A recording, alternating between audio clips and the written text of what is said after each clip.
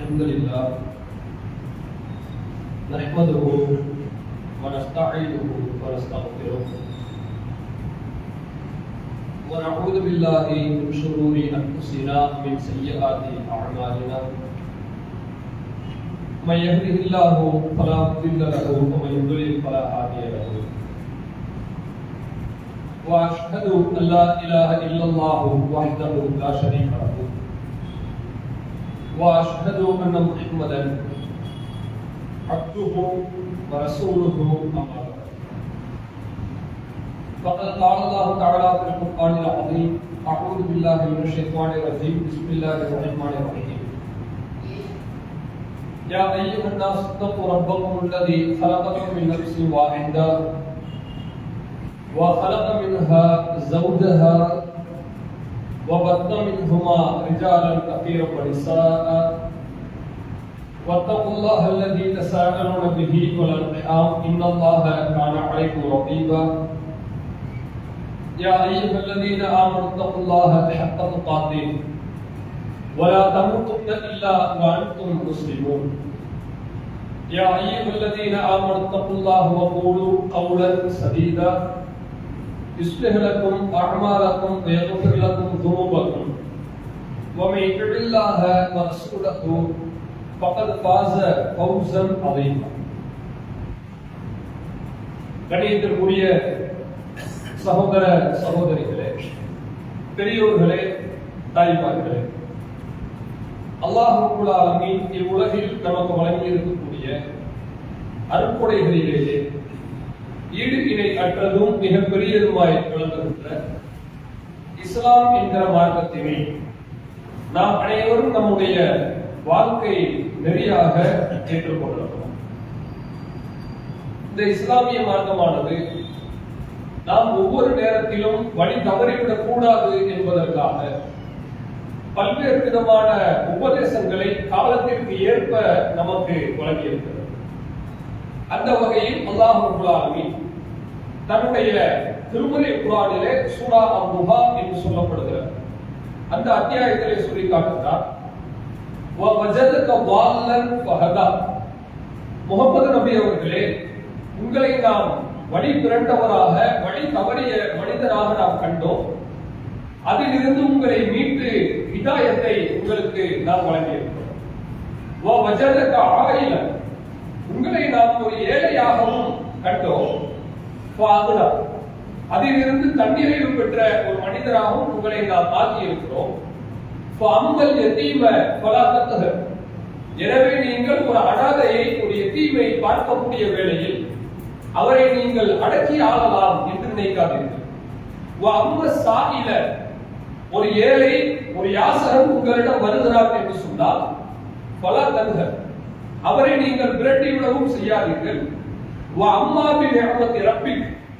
உங்களுக்கு அல்லாஹ் ரப்பல் ஆலமீன் எவ்வளவு அருட்கொடைகளை கொடுத்திருக்கிறார், அந்த அருட்கொடைகளை நீங்கள் மக்களுக்கு வெளிப்படுத்தி காட்டுங்கள் என்று அல்லாஹ் சொல்றார்.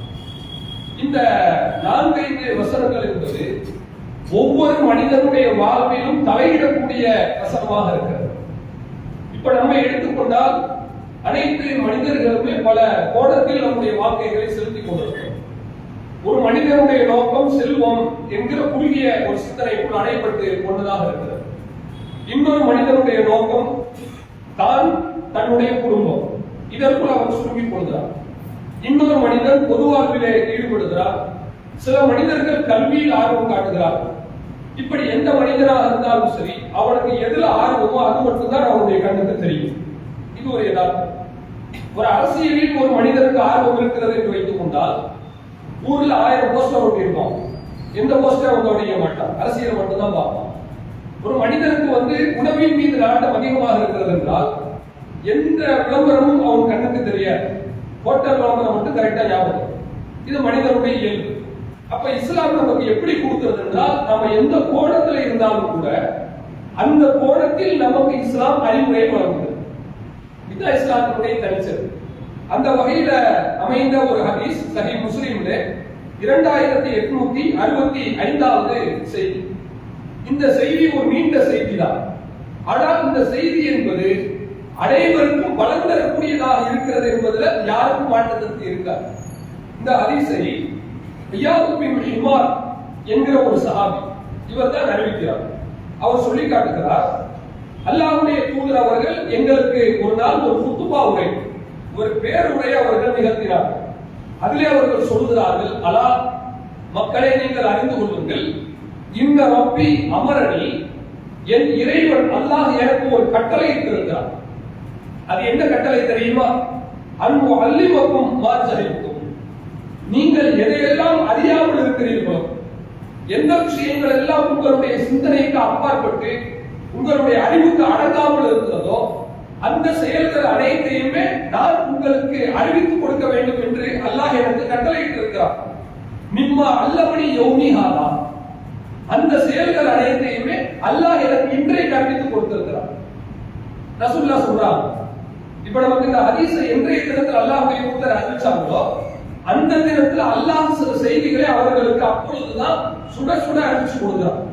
அந்த சூட்டோடு அல்லாஹ்வுடைய தூதர் மக்களை பார்த்து சொல்கிறார்கள், இன்றைய தினத்துல தான் அல்லாஹ் எனக்கு சொன்னா அதை நான் உடனடியாக உங்களுக்கு நான் சொல்றேன். அது என்னவென்று சொன்னால் முக்கியமான ஒரு செய்தி. இப்போ உலகத்துல நம்ம பல நேரத்துல ஒரு குழப்பத்திற்கு நாம ஆளாகிடுவோம். குறிப்பாக பொருளாதாரம் சம்பாதிக்கும் போது இது ஹலாலான முறையா, இது ஹராம்ல கொண்டு போய் விட்டுருமா, இந்த மன ஊசலாட்டம் எல்லாருக்கும் வருகிறது, வர வேண்டும் தான். அதை எப்படி அல்லாஹ்வுடைய தூதர் தெளிவுபடுத்துகிறார்கள் என்று சொன்னால், அல்லாஹ் ரப்பல் ஆலமீன் சொல்லி இருக்கிறார், குல்லு மாறி, இந்த உலகத்தில் உள்ள எல்லா பொருளாதாரமும், அது பிளைட்டா இருக்கட்டும் அல்லது ஒரு காசு பணமா இருக்கட்டும் இல்ல வேற ஏதாவது பொருளாக நகை நட்டுகளாக எதுவா இருந்தாலும் சரி, நகல்துவ அபுதன், நான் ஒரு அடியானுக்கு கொடுத்த எல்லா பொருளாதாரமுமே ஹலால், அனைத்துமே சுத்தமாக தான் இருக்கிறது, ஹலாலாக தான் இருக்கிறது. அல்லாஹ் எதையும் ஹராம கொடுத்தரல. அல்லாஹ் ரப்பல் ஆலமீன் கொடுக்கும் போதே ஏமாற்ற வேண்டும் என்ற நோக்கத்தோட மனுஷனுக்கு கொடுக்கிறது கிடையாது. ஒரு பெரிய பிராடு பேர்வழியா இருந்தாலும் கூட அவனுக்கு அல்லாஹ் கொடுக்கும் போது சரியான பொருளாதாரத்தை தான் கொடுக்கிறான், இவன் தான் அதை மாற்றி கொடுக்கிறான். அப்போ பிழை யாருக்கு இருக்கிறது என்று சொன்னால் கடவுளை குற்றம் சொல்வது புத்திசாலித்தனம் கிடையாது. சில ஆள்கள் நீங்க பாத்தீங்கன்னு சொன்னா எல்லா தப்பையும் செஞ்சிருவான், செஞ்சுட்டு என்ன செய்வான்னு கேட்டீங்கன்னா அல்லாஹ் எப்படி கொடுத்தான் என்று புலம் போத நீங்க பார்க்கலாம். அல்லாஹ் அதை திட்டவட்டமா மறுக்கிறான் அப்படின்னு நீ நினைக்காத. குல்லு மாலி நகல்துவ அபுதன், இந்த அடியாருக்கு கொடுக்கிற எல்லா பொருளாதாரமும் ஹலால், நான் ஹலாலாகத்தான் கொடுக்கிறேன். ஹலாலை ஹராமாக மாற்றுவதும் அவனுக்கு கொடுத்த அந்த புனிதமான பொருளாதாரத்தை தப்பான வழியில தேடிக்கொள்வதும் மனிதனிடத்தில் தான் இருக்கிறதே ஒழிய என்கிட்ட இருந்து தவறு கிடையாது அல்லாஹ் ரப்பல் ஆலமீன் சொல்லி காட்டுறான்.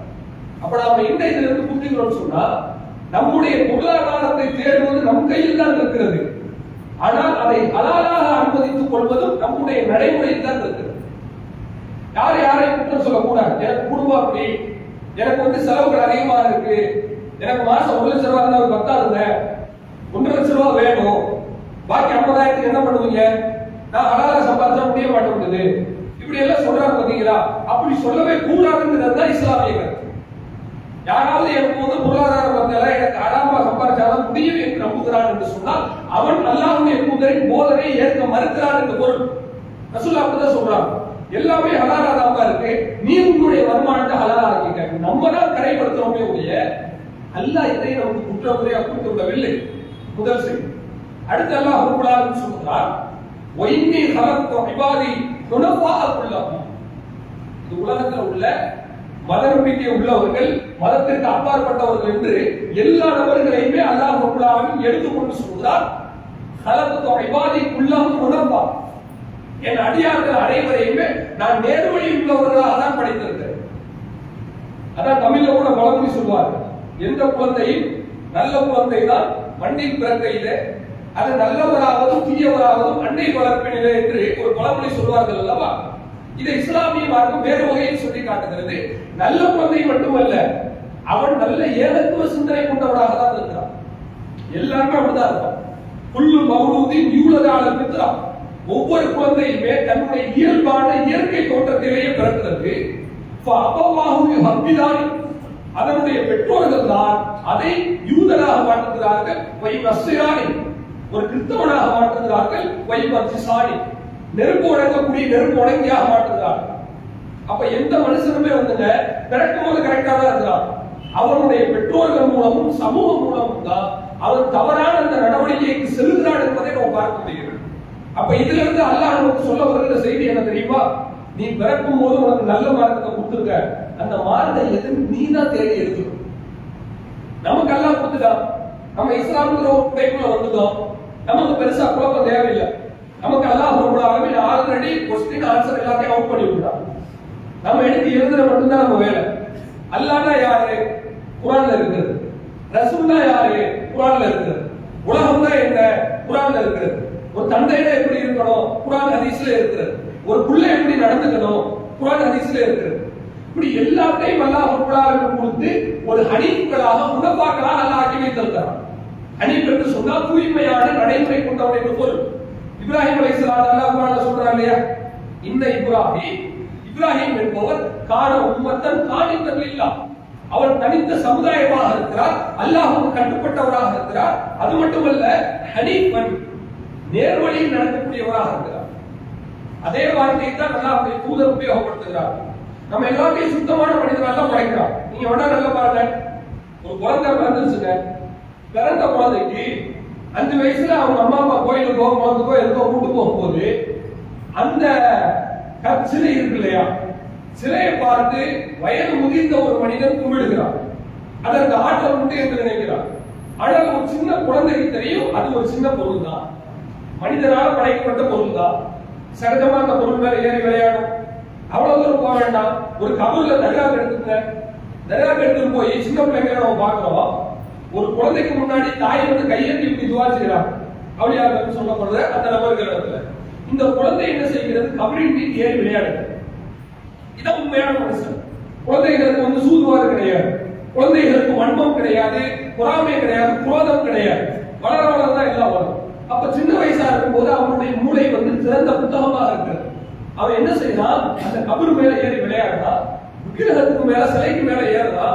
இதையெல்லாம் பார்க்கும்போது நமக்கு என்ன தோன்றுகிறதுன்னா, அவனுடைய புத்தி கல்லை கல்லாக பார்க்கிறது, கபரை கபராக பார்க்கிறது, கல்லை கடவுளாக பார்க்கவில்லை. இதான் இயல்பு. இப்படித்தான் நான் வச்சிருக்கிறேன். ஆனா பெற்றோர்கள் அவங்களுடைய வாழ்க்கையை அந்த திசை போக்கே மாற்றி விடுகிறார்கள் என்று அல்லாஹ்வுடைய தூதர் சொல்கிறார். அப்போ ஒரு பெற்றோர் என்ன செய்ய வேண்டும் சொன்னா, நம்முடைய கொள்கை பிள்ளைகள் மேல திணிக்க கூடாது. இந்த முன்னோர்களுடைய வழிமுறைன்னு சொல்லி எல்லா மூட பழக்க வழக்கங்களையும் இன்றைக்கு நம்முடைய சமுதாயத்திலே நார்மலைஸ் பண்ணி விடுவதை நம்ம பார்க்கிறோம். பஞ்சாயத்து எடுத்துங்க, இதுக்கு என்ன ஆதாரம் இருக்கிறது? எதுவுமே கிடையாது. மௌலிதுக்கு என்ன ஆதாரம் இருக்கிறது? ஒண்ணுமே கிடையாது. அதே மாதிரி வேற ஏதாவது சடங்கு சம்பிரதாயத்துக்கு சாங்கியத்துக்கு என்ன ஆதாரம் இருக்கிறது? எதுவுமே இல்லை. நான் சொல்றது அதான் ஆதாரம். முன்னோர்களுடைய வழிமுறை என்று அது அனைத்தையுமே ஒரு மத்தியஸ்தப்படுத்தப்பட்டு ஒரு நார்மலைஸ் பண்ணிவிட்டான். எல்லாம் சகஜம்தான்ப்பா, யாருக்கும் குற்றம் காணக்கூடாது. இந்த வழிமுறை இஸ்லாம் தடுக்கிறது. நீ அவனை வந்து மாட்டாத, அவனை அவன் போக்கில் விட்டன்னு சொன்னா அந்த குழந்தை எப்படி வருவார் என்று சொன்னால், ஏழை இறைவன் ஒருவன் இருக்கிறான் என்கிற அந்த திட்டமிடலோடு தான் அவன் வளருவான். இது சகஜமா நடந்த உண்மை. அவன் பார்க்கிறோம், ஒரு தெருவில் ஒரு பெண்மணி, ஒரு முற்கான பெண்மணி பையனை கையில பிடிச்சு ரோட்ல அழைச்சிட்டு போறான். மரத்துல குரங்கு தாவிட்டு இருக்கு. அந்த குரங்க பார்த்துட்டு இந்த பையன் சொல்றான், அம்மா குரங்குமா அப்படின்னு சொல்றான். ஆனா இந்த அம்மா என்ன சொல்றாங்க தெரியுமா? அந்த பையனை அழைச்சிட்டு போகும்போது சொல்றான், குரங்கு இல்ல அனுமா. இவனுக்கு கரெக்டா தெரியுது குரங்குதான்னு சொல்லி. இதான் மனுஷன். இந்த அனுமானி இவங்க சொல்ற காரணம் என்ன? இவங்க மூளையில புரிந்தப்பட்டிருக்கு. அல்லாஹ் அதான் குர்ஆன்ல சொல்றான், கல்லாவல் ராஜாலா குலூபி மாகான எக்ஸிபோ. இறைவேட்பாளர்களுடைய உள்ளத்துல அவர்களுடைய காரியங்கள், மூட பழக்க வழக்கங்கள் துரும்போட படிந்து இருக்கிறது. நீங்கிறது ரொம்ப கஷ்டம். அழுக்கத்தோட சேர்த்துடலாம். துரு பிடிச்சிச்சுன்னா கம்பியத்துக்கு வரவா போட வேண்டியதான், வேற ஒண்ணுமே பண்ண முடியாது. நீங்க எவ்வளவு நல்லா பாருங்க, ஹத்தமல்லாஹு அலா குலூபிஹிம் வ அலா சமஇஹிம் வ அலா அப்சாரிஹிம் கிஷாவா. அல்லாஹ் சொல்கிறார், அல்லாஹ் ரப்பல் ஆலமீன் மனிதர்களுடைய உள்ளங்களிலே, அவர்களுடைய செவிப்புலன்களிலே, அவர்களுடைய பார்வைகளிலே முத்திரை குத்தி இருக்கிறார் என்று அல்லாஹ் குர்ஆன்ல சொல்றார். முத்திரை குத்தி இருக்கிறானா என்ன அர்த்தம் தெரியுமா? செவிப்புலன்ல குத்திட்டானா காது அடைச்சு சொல்றா போயிருவான அர்த்தம் கிடையாது. கண்ணுல முத்திரை குத்திட்டானா குருடனா போயிருவான அர்த்தம் கிடையாது. நெஞ்சத்துல முத்திரை குத்திட்டானா ஹார்ட் பிளாக் வந்துருன்னு அர்த்தம் கிடையாது. அதுக்கு பொருள் என்ன சொன்னால், அவனுடைய மூளை வந்து எல்லாத்திலையும் சரியா வேலை செய்யும். எப்படி சம்பாதிக்கிறது? அதுல மூளை வேலை செய்யும். எப்படி படிக்கிறது? அதுல மூளை வேலை செய்யும். ஆனா அந்த கடவுள் நம்பிக்கை என்று வரும்பொழுது மட்டும் அவனுடைய மூளை வந்து வெளியேறாது. இதான் அல்லாஹ் சொல்றான். எல்லா டிபார்ட்மெண்ட்டும் கரெக்டா வேலை செய்யுங்க, இந்த ஆன்மீகம் என்று வரக்கூடிய இந்த தொகுதி வரும்போது மட்டும் அவனுடைய மூளை ஆட்டோமேட்டிக்கா வெளியேறாது. ஒரு பையன் வந்து 5 சப்ஜெக்ட் படிக்கிறான், 4 சப்ஜெக்ட்ல சென்டம் எடுத்துட்டான், 400 எடுத்துட்டான், ஒரே ஒரு சப்ஜெக்ட்ல மட்டும் வெறும் 5 மார்க் எடுத்துட்டான்னு வச்சுக்கோங்க, நம்புற மாதிரியா இருக்கு. மனிதன் அப்படித்தான் இருக்கிறான். அமெரிக்கால படிக்கிறான், 5 லட்சம் 6 லட்சம் சம்பளம் வாங்குறான், கண்ணுக்கு முன்னாடி நம்ம பார்க்கிறோம். அந்த மனுஷன் அவன் எவ்வளவு தூரம் போனா கூட ஒரு சின்ன ஒரு விக்கிரகத்துக்கு முன்னாடி வந்து நின்று கொண்டு இது சக்தி வாய்ந்தது வாய்ந்தவன்னு சொல்றான். காரணம் என்ன? அதுக்கு சக்தி இல்லைன்னு சின்ன பிள்ளைல உங்களுக்கு தெரியும், இவனுக்கு பூத்தப்பட்ட அந்த நம்பிக்கை. அப்ப இஸ்லாமிய மார்க்கம் என்ன சொல்லுதுன்னா, பெற்றோர்கள் தன்னுடைய தவறான நம்பிக்கைகளை பிள்ளைகளின் மீது பூத்தக்கூடாது, பிள்ளைகளும் அதை வந்து ஏற்றுக்கொள்ள கூடாது, சிந்திச்சுதான் ஏற்றுக்கணும். சின்ன வயசுல இருந்தே நீ சிந்திக்க ஆரம்பி. உன்னுடைய சிந்தனைக்கு வந்து வயது வரம்பு கிடையாது, அதற்கு வந்து தடை கிடையாது. 5 வயசுல இருந்து யோசிக்கலாம், 10 வயசுல இருந்து யோசிக்கலாம், 15 வயசுல இருந்து யோசிக்கலாம். ஒரு மனுஷன் ஒரு இளைஞனா வந்து திருமணம் வைக்கக்கூடிய நேரத்துல வரதட்சணை திருமணம் பண்றோம், என் வீட்டுல என்ன கம்பல் பண்றாங்க, அடிக்க வர்றாங்க, இப்படி எல்லாம் சொல்றாங்க. இது எதுக்கு உனக்கு? அவங்க கம்பல் பண்ண உனக்கெல்லாம் மூளையை கொடுத்துருக்காங்க இல்லையா, அதை வச்சு சிந்தி. இதைத்தான் இஸ்லாமிய மார்க்கம் சொல்லி காட்டுது. அப்ப பிறக்கும் போது எல்லாருமே சரியாக இருக்கிறோம், அந்த வழியில் நடப்பதைத்தான் இஸ்லாம் வலியுறுத்துது. இஸ்லாம் வந்து புதுமையான பாடத்திட்டத்தை எல்லாம் நம்ம கொடுக்கறாங்க. ஆரம்பத்தில் அல்லாஹ் கொடுத்திருக்காங்க இல்லையா, கொடுத்ததை நீங்க சரியா கடைபிடிங்கள் என்றுதான் சொல்லி காட்டுறது. அடுத்து அல்லாஹ் ரப்பல் ஆலமீன் சொல்கிறார், வைன்னஹும் அத்ததுஹும் ஷயாத்தீன். கரெக்டா நேர் வழியில அவங்களை படைச்சு நான் வச்சிருந்தேன், ஆனா அவர்களுக்கு ஷைத்தான் வந்து கொஞ்சம் தாளத்துக்கு மாட்டி அவர்தான் அவர்களுடைய மார்க்கத்தை விட்டு அவர்களை அப்புறப்படுத்தார். கரெக்டா இருக்கிறார். அல்லாஹ் தான் நமக்கு கடவுள், ரசூல் தான் தூதர், அவங்களுக்கு இடம் கொடுக்க கூடாது என்று மனிதனுக்கு தெரிகிறது. தெரிஞ்சுட்டு இருக்கும் போது கண்ணியம், கௌரவம், தன்னுடைய பதவி, தன்னுடைய மாண்பு, மரியாதை என்கிற பெயரால இன்றைக்கு அதிகமான மனிதர்களை நாம் பார்க்கிறோம். மௌலீது ஓதுவது தவறு என்று தெரியும், அது ஓதக்கூடாது என்று புரியும். 1980 புரியலாகிய செஞ்சாங்க, வருஷம் 2024 ஆயிடுச்சு, இன்னமும் உட்கார்ந்து மௌலீது ஓதுனா இது எவ்வளவு பெரிய ஒரு பிற்போக்குத்தனமான செயல்பாடு என்று யோசிச்சு பாருங்க. இவ்வளவு தூரம் புரிய வைக்கிறான் அல்லாஹ். ஆனால் ஷைத்தான் அவர்களிடம் வந்து அவர்களுக்கு ஆசை வார்த்தை காட்டுகிறார், தப்பான கருத்துக்களை அவர்களுக்கு கூட்டுகிறார். நாம இந்த பதவியை தக்க வச்சுக்கிறோம் என்று நினைத்தால் மௌலீத அனுமதிச்சுதான் ஆகணும். மௌலீத ஓதுறத நம்ம தடுக்க முடியாது, தடுத்தா நம்ம தூக்கி வெளியே கொண்டுவாங்க என்கிற அந்த ஒரு குறுகிய சிந்தனையின் வெளிப்பாடாக தாளத்தும் வந்து இந்த ஷைத்தான்கள் அவர்கள் மார்க்கத்திலிருந்து அப்புறப்படுத்துகிறார். எல்லாம் இப்படி எத்தனை மனிதர்களை பார்க்கிறோம். கரெக்டான மார்க்கம் எதுன்னு தெரியுதுங்க, இதுதான் ஹலாலான வருமானம் என்று தெரிகிறது, ஆனால் அதிலிருந்து அவன் வெளியே போவதை நான் பார்க்கிறோம். அப்ப இந்த 3 உபதேசங்கள் முத்தான உபதேசம். ஒரு மனிதன் அவனுக்கு கொடுக்கிற பொருளாதாரத்தை அல்லாஹ் ஹலாலா தான் கொடுக்கிறான், நீயா ஹராம தேடி போகாத. ஒரு மனுஷனுக்கு வந்து புத்தி இருப்பது மட்டும் போதாதுங்க, அறிவு என்பது அனைத்து நேரத்திலும் வந்து பொருத்தமான ஒரு முடிவுகளை கொடுக்காது, பொருத்தம் இல்லாத தவறான முடிவுகளை கொடுக்கும். அறிவை நம்பி யாரும் வந்து போகக்கூடாது, அல்லாஹ் ரசூலை நம்பிதான் போக வேண்டும். இது இயல்பு. இன்னைக்கு நம்ம பார்க்கிறோம், நம்ம இந்த திருநெல்வேலி பொருத்தக்கூடிய வெயில சூசாக்ஸ் எல்லாம் போட்டுக்கிட்டு, கோட் எல்லாம் போட்டுக்கிட்டு பெரிய ஹையர் அபிஷியல் இருக்கக்கூடியவங்க வேலை பார்க்கிறாங்க. இதுதான் அறிவு. அறிவு என்பது அனைத்து நேரத்திலும் பொருத்தமானதை தராது என்று நான் சொல்கிறேன் அல்லவா. யோசிச்சு பாருங்க, நம்ம ஊர்ல அடிக்கக்கூடிய வெயில சூசாக்ஸ் எல்லாம் போட்டா என்ன ஆகும்? காலையில அழிஞ்சு போயிடும். கோட்டை போட்டுக்கிட்டு வெடிக்கிறானா வேர்த்து ஊத்தும், புரியுதுங்களா? இது யாருடைய ஆடை? வெளிநாட்டவருடைய ஆடை. ஆனா வேற வழி கிடையாது, ஊட்டிதான் ஆகும். அந்த மாதிரி ஒரு பதவிக்கு போயிட்டான்னு வைங்க, இங்க விடுங்க, ஹெல்ப்ல ஒரு வேலைக்கு போனா கூட ஷூ போடலாம், போட்டா வேற வழி கிடையாது. அங்க இருக்கக்கூடிய கோட் ஷூ நான் வந்து வெயிலுக்கு குளிர்ந்து தாக்குற மாதிரி நான் போட்டுக்கிறேன்னு சொல்ல முடியாது. ஃபார்ம் லெதர் யூஸ் பண்ணா பண்ணதான் வேணும், ரெக்ஸின் யூஸ் பண்ணா பண்ணதான் வேணும், அது வேறு. நான் என்ன சொல்ல வருகிறேன் என்றால், அறிவை வைத்து அனைத்தையுமே சரியான தீர்வை நம்ம எட்ட முடியாது. அதுதான் அல்லாஹ் சொல்றான், நான் எல்லாத்தையும் ஹலாலா கொடுத்துருக்கேன், நீ ஹராம் ஆகிறாத. உனக்கு நான் பிறக்கும் போதே புத்தியை கொடுத்திருக்கிறேன், நேர்வழியில் நடப்பதற்கு போதுமான சிந்தனையை கொடுத்திருக்கிறேன், அந்த சிந்தனையை நீ குறுக்கு புத்தியில உபயோகிக்காதே. அதே போல ஷைத்தான் உன்னிடம் வந்து உன்னை வழிமுறைகளை செய்வதற்கு எல்லா வேலையும் செய்வான், நீ எதை செஞ்சிடாத என்று அல்லாஹ்வுடைய அந்த வாசகத்தை அல்லாஹ்வுடைய தூதர் சொல்வதை நாம் பார்க்கிறோம். இது மூன்றையுமே நம்முடைய மூளைகளில் ஆழமாக ஏற்றுக்கொள்ள வேண்டும் என்பதை இந்த இடத்துல நாம கவனிக்க கடமைப்பட்டிருக்கிறோம். அடுத்து நபிகள் நாயகம் ஸல்லல்லாஹு அலைஹி வஸல்லம் அவர்கள் மேலும் ஒரு தகவலை சொல்கிறார்கள், இது முக்கியமான தகவல். வஅஹ்லுல் ஜன்னதி சொர்க்கவாசிகள் 3 தரப்பட்டவர்களாக இருக்கிறார்கள். 3 தரம் வாய்ந்தவர்கள். முதல் நபர் யார் தெரியுமா? து சுல்தானின் முக்ஸித், ஒரு மன்னன் இருக்கிறான், ஒரு அரசன் இருக்கிறான். அந்த அரசன் எப்படிப்பட்டவர் என்று சொன்னால் நீதியாக நடக்கிறார்.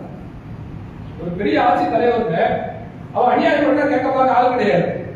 அவன் ஏதாவது மக்களுக்கு வந்து அட்ராசிட்டி பண்றான்னு சொன்னா, மக்களை டாமினேட் பண்றான், அடக்கி ஆடுறான்னு சொன்னா அவனை எதிர்த்து யாரும் அஜிடேட் பண்ண முடியாது, புரட்சி செய்ய முடியாது. அந்த மாதிரி இவனுடைய ஆட்சி அதிகாரம் எல்லாம் சென்ட்ரலைஸ்டா மத்தியஸ்தப்படுத்தப்பட்டு இவன் கையில் இருக்கிறது. இருந்தாலும் கூட இவன் நீதமாக இருக்கிறான். இப்படிப்பட்ட ஒரு தன்மை கொண்ட மனிதன் நாளை மறுமையில் சொர்க்கம் செல்கிறான். அது மட்டுமல்ல, முத்தசத்தி, உண்மையாளராக இருக்கிறான். இவன் ஆட்சி தலைவர் தான், இவர் கீழே எல்லா மக்கள் இருக்கிறாங்க தான். ஆனால் இவர் பொய் சொல்றது கிடையாது. தன்னுடைய பதவியை காப்பாற்றிக் கொள்வதற்கு, தன்னுடைய பாரம்பரியத்தை காப்பாற்றிக் கொள்வதற்கு, மான மரியாதை காப்பாற்றிக் கொள்வதற்கு இவர் பொய் சொல்லாமல் உண்மையாளராக இருக்கிறார். அது மட்டுமல்லாமல் அல்லாஹ்வுடைய அருள் புரியப்பட்டவராக இருக்கிறார். அல்லாஹ்வுடைய அருள் இருக்கிறது, இஸ்லாம் இருக்கிறது, இவனும் நேர்மையா இருக்கிறார், நீதமா இருக்கிறார். யாரை ஏமாற்றி சுரண்டி பிழைக்க வேண்டும் என்று இவருக்கு தேவையும் இல்லை, இவர் ஆசைப்படவும் இல்லை. இப்படிப்பட்ட நல்ல மனிதராக இருந்தார் சொன்னால் இவனுக்கு நாளை ஒரு பேர் சொல்லும். அடுத்த அல்லாஹ்வுடைய தூதர் சொல்கிறார்கள், இது பொதுவாக எல்லா மனுஷனுக்கும் வரும். முதல் சொன்னது கூட ஆட்சி அதிகாரம் வேணும், சாதாரண ஆண்டிகள் எல்லாம் இது பொருந்தாது. ஆனா அல்லாஹ்வுடைய தூதர் சொல்கிறார்கள், ஒரு ரஜுலுன், இரண்டாவது மனிதன் யார் தெரியுமா? ரஹீமுன், அவன் மக்களின் மீது அன்பு பாராட்டக்கூடியவராக இருக்கிறான். எதுக்கெடுத்தாலும் எடுத்தெடுத்து விடுவது, சில ஆள் பார்த்தீங்கன்னா பதிலோடு போக்குக்கிட்டே இருப்பாங்க. போக என்ன செய்ய போற? ஒண்ணுமே செய்ய போறது. இஸ்லாம் என்ன சொல்லுது? நீ சகஜமா நடக்க. ரஹீமுன், மனிதர்களிடம் யதார்த்தமாக அன்புடன் பண்புடன் கனிவுடன் நடந்து கொள்ளக்கூடிய ஒரு மனிதன். அதாவது ஏமாற்றும் போது அதை நம்ம கரெக்டாக செஞ்சுக்கணும். அதை நம்ம கற்று சொல்லுவாங்க. ஏமாற்றினா செஞ்சுக்கிட்டேன், ஏமாத்துங்க அப்படியெல்லாம் நிற்க முடியாது. ஏமாத்திடக்கூடாது என்பதற்காக சிறு சிறு என்று பேசுவது என்பது அது ஏற்புடைய கருத்து கிடையாது. அதைத்தான் அல்லாஹ்வுடைய தூதர் சொல்கிறார்கள். ரஹீம், அந்த மனிதன் மக்கள் மத்தியில அன்பாளராக இருக்கிறார். ரகீபுல் கல்ப் லிகுல்லி குர்பா வ முஸ்லிம், ஒவ்வொரு சொந்த பந்தங்களிடத்திலும் ஒவ்வொரு முஸ்லிம் இடத்திலும் நல்ல கனிவுள்ளம் கொண்ட மனிதனாக இருக்கிறார். சுருக்கமா சொல்ல போனா தன்மையா பழகுங்க, யார் இடத்திலும் முகத்தை சுழிக்காதீங்க, அன்போடு பண்போடு பழகுங்க, நல்லவனிடத்திலும் நல்லவனாக இருங்கள், கெட்டவனிடத்திலும் நல்லவனாக இருக்க பழகுங்கள். நம்மை மோசடி செய்யக்கூடிய வரக்கூடிய மனிதரிடம் நாம் ஜாக்கிரதையாக இருப்பேன். இது ஒரு சாதாரண விஷயம். அதான் ஒரு நல்ல தத்துவம் சொல்லுவாங்க. நல்ல மனிதன் யார் என்று சொன்னால், அதாவது சில ஆட்கள் பாத்தீங்கன்னா ஏமாற்ற மாட்டாங்க, போய் ஏமாந்து விடுவாங்க. இது உலகத்துல அதிகம். ஏமாத்துறவங்க கம்மி, ஏமாத்துறவங்க தான் அதிகம். சரியான தத்துவம் என்னன்னு சொன்னால், நீ யாரையும் ஏமாற்றவும் கூடாது, ஏமாறவும் கூடாது. வெகுளியா இருக்காத, எல்லாத்தையும் நம்பக்கூடிய மனுஷனா இருக்காத, அதே நேரத்துல கடின உள்ளம் கொண்டவனாகவும் இருக்காது. ஒரு இன்டர்மீடியட்டா அப்படி சகஜமா நீ நடுத்தரமான மனிதனாக இரு என்பதுதான் இந்த வாசகத்தினுடைய கருத்து. அடுத்த அல்லாஹ்வுடைய தூதர் சொல்கிறார்கள், இது ரொம்ப முக்கியமானது. ஒரு மனிதன் தன்மானம் உடையவனாக இருக்கிறார். நாளைக்கு சொர்க்கத்துக்கு போகணும்னு சொன்னா தொழுகிறது மட்டும் போதாது. நான் தொழுகிறேன், கை வலிக்க துவா கேட்கிறேன். ஆனா பாத்தீங்கன்னா அபியாவினுடைய மறுமுகம் போல இருக்கிறார். இவருடைய தோற்றம் முழுவதுமே வடத்தட்டி ஊறி திளைக்கக்கூடியவராக இருக்கிறார். தன்மானம் கிடையாது. பேசிட்டு இருக்கும்போது சிலாக பார்க்கலாம். 10 நிமிஷம் பேசுறேன்னு வச்சுங்க, 500 ரூபாய் கடை இருக்கும். இப்படி பாத்தீங்களா? 10 நிமிஷம் பேசிட்டு இருக்கும் போதே ஒரு 500 ரூபாய் கொடுக்கல அப்படின்னு கேட்பான். வாங்கிட்டு கொடுக்க மாட்டான்ற 2வது விஷயம். அது ஒரு முக்கியமான விஷயம். கொடுத்துருவோம், சரி கேட்கலாம் அப்படின்னு கொடுத்துட்டாலும் கூட கொடுப்பாடா, கொடுப்பான். கொடுத்தாம என்ன செய்வான்? கொடுங்க, வாங்குறீங்களா, மறந்துட்டீங்களா அப்படின்னு கேட்டா கொடுப்பேன். வேண்டாம், மலேசியாவில் போயிருப்பேன், இங்க தானே இருக்க, வெளிநாட்டுல ஓடியா போயிட்டேன், நான் அப்படியே பழகிட்டோம், பழகுனால கேட்கிறேன் என்று சொல்லக்கூடிய வகையில் இருக்கிறது. அப்ப இஸ்லாம் என்ன சொல்லுதுன்னா, இந்த மாதிரி நீ பழகாத, அப்படி நல்ல தன்மரியாதை, ஒரு சுயமரியாதையோடு வாழ கற்றுக் கொடுக்கிறப்பா என்று இஸ்லாம் நம்மை பார்த்து சொல்லி காட்டுகிறது. அதனாலதான் நீங்க பார்க்கலாம், வேற எல்லா மதத்திலையும் மதத்தின் பேரால பிச்சை எடுக்கிறவங்க நீங்க பார்க்கலாம். முஸ்லிம்கள்ல மட்டும்தான் மதத்தின் பேரால பிச்சை எடுக்கக்கூடிய ஆட்கள் ரொம்ப குறைவு. மார்க்கம் தெரியாம யாராவது கையெழுத்தக்கூடிய ஆட்கள் நீங்க பார்க்கலாம். நீங்க பாருங்க, வெளியே பாருங்க. அதாவது அனுமார் வேஷம் போட்டு பிச்சை எடுக்கிற பார்த்தீங்களா, கடவுள் வேஷம் போட்டு பிச்சை கட்டி நிற்கிறான். அப்ப என்ன அர்த்தம்? கடவுளுடைய அவதாரம் என்று அதை நம்புகிறான். மனிதனிடத்தில் யாசம் கேட்பதை நம்புகிறான். யாராவது சகாபாக்கள் வேஷம் அப்படி இப்படி பாடுறோமா? இல்ல வடக்கு பாட்டு பேசத்தை போட்டுக்கிட்டு நான் நல்ல தொண்டரை இடத்துல நல்லா கொடுங்க என்று கேட்கக்கூடிய ஆட்களை பார்க்கிறோமா? அல்லது முஸ்லிம்கள் சகஜமா வாழக்கூடிய இஸ்லாமிய சட்டங்கள் ஓரளவுக்கு நடைமுறையில் உள்ள கல்ஃப் வளைகுடா நாடுகள் போன்ற பகுதிகளில் யாசகர்களே பார்க்க முடியல. ஏன் காரணம் என்ன? இஸ்லாமிய மார்க்கம் வந்துங்க சின்ன பிள்ளைகள் வந்து நமக்கு சுயமரியாதை ஊட்டி வளர்த்துச்சு. யார் இடத்துல கஷ்டப்பட்டு கூட இருந்திருக்கும், கையேந்தி நிற்கிற அந்த அசிங்கத்தை நீ செஞ்சாருப்பா. இது ஒன்று. அடுத்தெல்லாம் தூதர் சொல்கிறார்கள், முத்த அப்பி கொண்டு ஓகையா, கஷ்டப்படும் பொழுது கூட அன்பானத்தோடு வாழக்கூடிய ஒன்று. கஷ்டமா இருக்கு எனக்கு இதை கொடுங்க அப்படின்னு கேட்காத, நல்லா இருக்கும் போது நீ யார்கிட்ட போய் கடை கேட்க, நல்ல சுயமரியாதையோடு வாழறது போல் அப்படி வாழ ஒரு மனிதன் கற்றுக்கொண்டாரே ஆனால் அல்லாஹ் அவனை சுயமரியாதை உள்ளவனால் ஆக்கி விடுகிறார் என்றெல்லாம் அல்லாஹ்வுடைய தூதர் சொல்லி காட்டுகிறார்கள். என்னுடைய சொந்தத்திற்கு நாம் செல்ல வேண்டும் என்று சொன்னால் மனிதர்களுக்கு ஆட்சி செய்யக்கூடிய அதிகாரத்தை, அந்த வாய்ப்பை அல்லாஹ் ரப்பல் ஆலமீன் யாருக்கு வேண்டுமானாலும் கொடுக்கிறார். ஏனென்றால் ஆட்சி அதிகாரம் என்பது வந்து ஒரு குறிப்பிட்ட பரம்பரையின் சொத்து கிடையாது, அது பொது சொத்து தான். நம்முடைய வீடு வாசல் மாடி ஆடு மாடு மட்டும் சொத்து கிடையாது, அதிகாரம் என்பதும் அனைவருக்குமான சொத்து தான். அப்ப அந்த அதிகாரத்தை யாருக்கு வேண்டுமானாலும் அல்லாஹ் கொடுப்பான். கொடுக்கும் போது நீதமானவனாக ஒரு மனிதன் நடந்து கொள்ள வேண்டும் என்பது முதல் செய்தி. இரண்டாவது, சகஜமாக இருக்கக்கூடிய ஒரு மனிதன் தன்னுடைய சொந்த பந்தங்களிடத்திலே முஸ்லிம்களிடத்திலே சௌஜன்யமாக சகஜமாக அவர் பழகிக் கொள்ள வேண்டும், இரக்கமுள்ளவராக பழக வேண்டும் என்பது இரண்டாவது செய்தி. மூணாவது செய்தி, அல்லாஹ்வுடைய தூதர் சொல்லி காட்டுகிறார்கள், நீ ஏழையாக இருந்தாலும் சரி, நல்லா இருந்தாலும் சரி, நல்லா இல்லாவிட்டாலும் சரி, செல்வந்தராக இருந்தாலும் சரி, சுயமரியாதையோடு வாருங்கள். கடன் கேட்பதை, மனிதனை ஏமாற்றுவதை புத்திசாலித்தனமாக நினைக்காது. எப்படிப்பட்ட ஒரு புத்திசாலியாக இருந்தாலும் கூட அடுத்த மனிதனை ஏமாற்றி பிழைக்கிறார் என்று சொன்னால் இவன் இந்த பாவத்தை தாண்டாமல் சொர்க்கத்திற்கு செல்ல முடியாது. இஸ்லாமிய மார்க்கம் சொல்கிற ஒரு அடிப்படையான ஒரு கூறுகள். இந்த அனைத்தையும் நம்முடைய சிந்தனையில் ஏற்றுக்கொள்ள வேண்டும் என்பதற்காக தான் அல்லாஹ்வுடைய தூதர் சொல்கிறார்கள், நான் இன்றைக்கு உங்களுக்கு ஒரு தகவலை கற்றுக் கொடுக்கிறேன், அது அனைத்துமே நீங்கள் அறியாதது என்று அல்லாஹ்வுடைய தூதர் சொன்னார்கள். அன்றைக்கு சொன்னார்கள், இன்றைக்கு இஸ்லாமிய சமுதாயம் மட்டும்தான் இதை புரிந்து வைத்திருக்கிறோம். இஸ்லாமிய சமுதாயத்தை தவிர்த்து வெளியில் இருக்கக்கூடிய எந்த சமூகத்தை நீங்கள் பார்த்தாலும் கூட நாம சொல்லக்கூடிய இந்த விஷயம்ல ஒரு வேட்டை கிடையாது.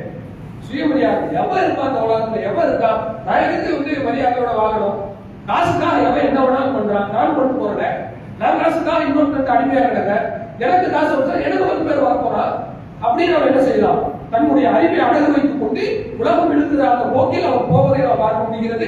இப்படி மனிதன் தெரியாமல் இருக்கிற இந்த நுட்பமான செய்தியை, வாழ்க்கைக்கு தேவையான மனிதனாக வரையக்கூடிய செய்தியை தான் அல்லாஹ்வுடைய தூதர் கற்றுத் தந்திருக்கிறார்கள். இப்பேற்பட்ட தகவலை எதை கேட்டோமோ அதன்படி அமல் செய்யக்கூடிய நன்மக்களாக அல்லாஹ் ரப்பல் ஆலமீன் நம் அனைவரையும் பாதுகாப்பு புரிவானாக. வாஹு தஅவானா அல்ஹம்துலில்லாஹி ரப்பில் ஆலமீன்.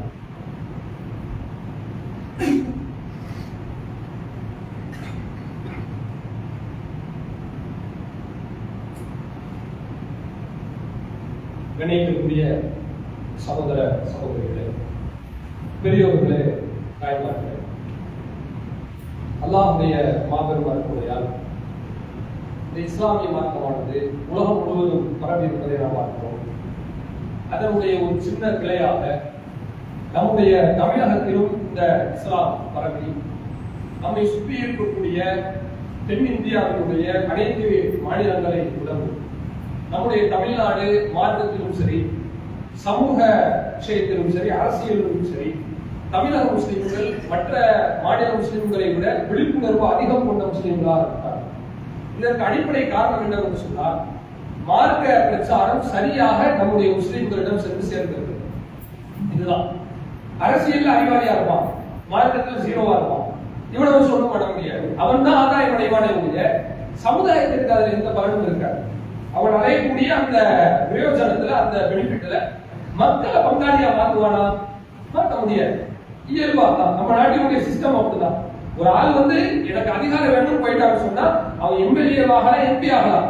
மனிதர்களை ஷேர் ஹோல்டரா அதுல மாற்ற முடியாது. ஆனா இன்றைக்கு நீங்க பாத்தீங்கன்னா சகஜமா நம்முடைய நாட்டுல, தமிழ்நாட்டுல நம்முடைய முஸ்லிம்களுக்கு அதிகமான பாதுகாப்பு இருக்கக்கூடிய சூழ்நிலை நம்ம பார்க்கணும்.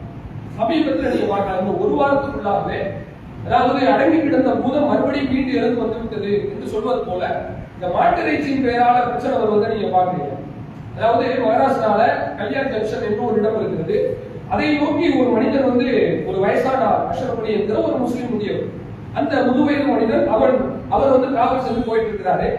அவர் எதை வச்சிருக்காரு தெரியல, மாட்டுக்கறி வச்சிருக்கீங்களான்னு சொல்லி கோழைகள் போல முகத்தை மூடிக்கிட்டு அவன் வந்து என்ன செய்யலாம், அடிக்கிறத நீங்க என்ன செய்யலாம் பார்க்கலாம். அதுக்கப்புறம் 2 நாள் கழிச்சு இன்னொரு சம்பவம் ஹரியானால நடக்கிறது. ஆரியன் என்று சொல்லி ஒரு இந்து பையன், 21 வருஷம் பையன், இந்து பையன், அவன் மாட்டுக்கறி வச்சிருக்கான்னு சொல்லி அவனை விரட்டி போய் அவனை அடிச்சு மௌத்தாக்கிட்டாங்க. சுட்டு அவன் கன்ஷாட் அடிச்சதுல அவன் நெஞ்சில போய் புல்லட் இறங்கி கடைசியில் அங்கேயே அவன் வந்து பிணமாயிட்டான். இது வந்து என்லெஸ்ஸா போய்கொண்டே இருக்கிறது, முடிவில்லாமல். இது என்னதான் நடக்கிறது என்று புரியாமல் ஜனநாயக சக்திகள் எல்லாம் ஒரு குழப்பத்தில் இருப்பதை நம்ம பார்க்கணும். ஆனா தமிழகத்துல அந்த மாதிரி நிகழ்வுகளை நம்ம நினைச்சு கூட பார்க்க முடியும். ஏன் முடியலன்னு சொன்னா தமிழகத்துல மார்க்க பிரச்சாரம் வேறுபட்டு இருக்கிறது. தேவையில்லாம என்ன செய்யாத, உனக்கு அடக்குமுறை வரும்போது அதற்கு தீர்வு இஸ்லாமிய பிரச்சாரம் தானே முடிய, சட்ட ரீதியிலான போராட்டம் தானே முடிய, சட்டத்திற்கு வெளியில போய் அதற்கு வந்து நீ தீர்வை தேடாதே என்கிற நுட்பமான பிரச்சாரமும் மார்க்கத்தினோடு ஒன்றி வாழக்கூடிய ஒரு சிந்தனையும் இன்னொரு முஸ்லிம்களின் மீது இரக்கம் காட்டக்கூடிய போதனைகள் தான். இதான் அடிப்படை, இதை யாராலும் மறுக்க முடியாது. அப்ப இந்த அடிப்படை காரணம் எங்கிருந்து, இதனுடைய வேர் எங்கிருந்து வருகிறது என்று சொன்னால் முழுக்க முழுக்க ஏகத்துவ பிரச்சாரத்திலிருந்து தான் வருது. வேற யாரும் வந்து இதுக்கு சொந்தம் கொண்டாட முடியாது. அல்லாஹ் ரப்பல் ஆலமீன் இந்த ஏகத்துவ பிரச்சாரத்தினாலதான் இந்த ஒரு பாதுகாப்பை நம்ம கொடுத்திருக்கிறார் என்பதை எவராலும் மறுக்க முடியாது. இந்த பிரச்சாரத்தை மென்மேலும் நம்ம செய்ய வேண்டும் என்று சொன்னால் அதற்கு ஒரே ஒரு உந்து சக்தி நம்முடைய பேச்சுக்களோ அர்ப்பணிப்புகளோ மட்டும் கிடையாது, பொருளாதாரம் தான். இது சகாபாக்கள் காலம் கிடையாது. நீங்க நேரா போய் மக்களுக்கு தயார் பண்ண என்று சொல்ல முடியாது. எல்லாத்துக்குமே பொருளாதாரம் தான் பேக் போனால ஒரு முதுகல் பாகத்தில் கொண்டிருக்கிறது. இப்படிப்பட்ட சூழ்நிலையில தான் நம்முடைய தமிழ்நாடு தமிழ் ஜமாத்தின் மாநில தலைமையின் சார்பாக எண்ணற்ற பணிகளை நாம் செய்கிறோம்.